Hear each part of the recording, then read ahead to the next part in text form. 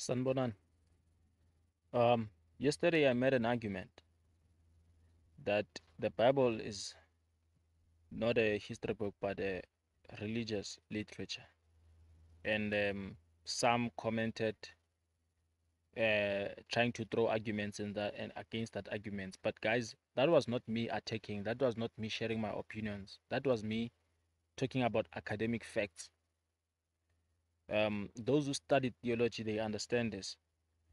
Um, if you can go to any librarian, somebody that studied information science, or go to a library, get a librarian, go there and say, look, I'm looking for a history book section.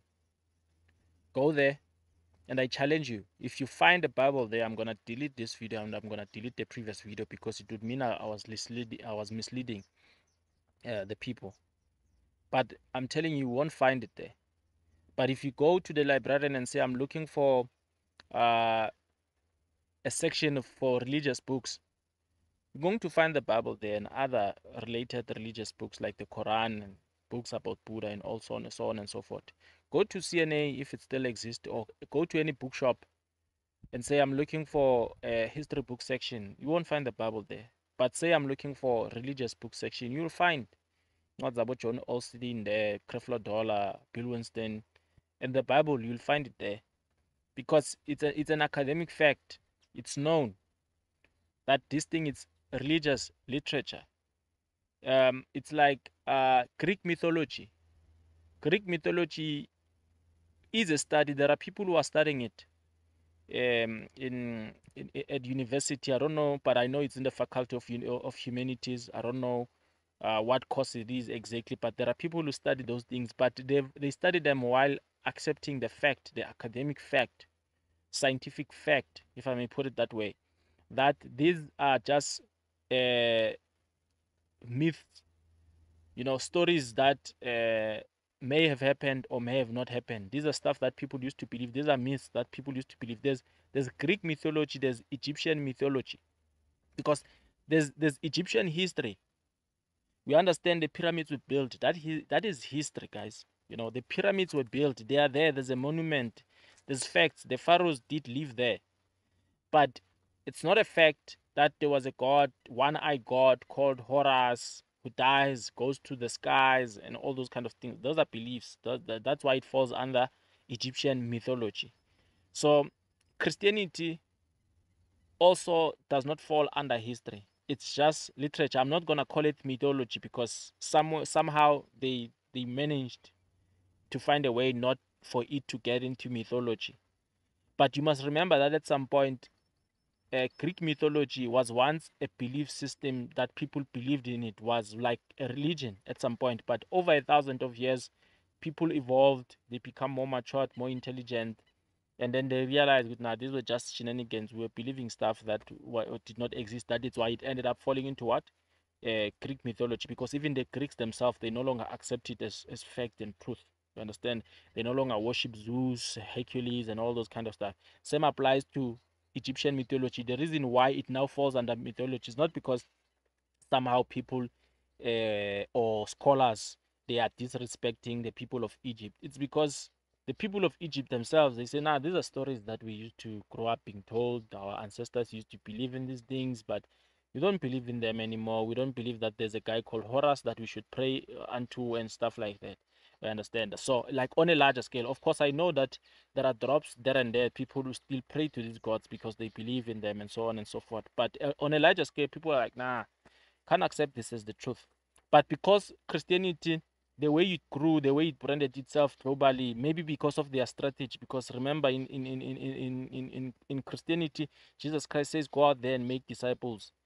So maybe they're following that brand strategy, the marketing strategy of going around spreading the gospel to the world, because Greek never had any business spreading their religion, trying to dominate the world.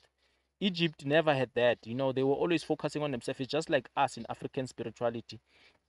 I cannot recruit you into my ancestral worship because the rules are the same. Because of my surname, you have a different surname.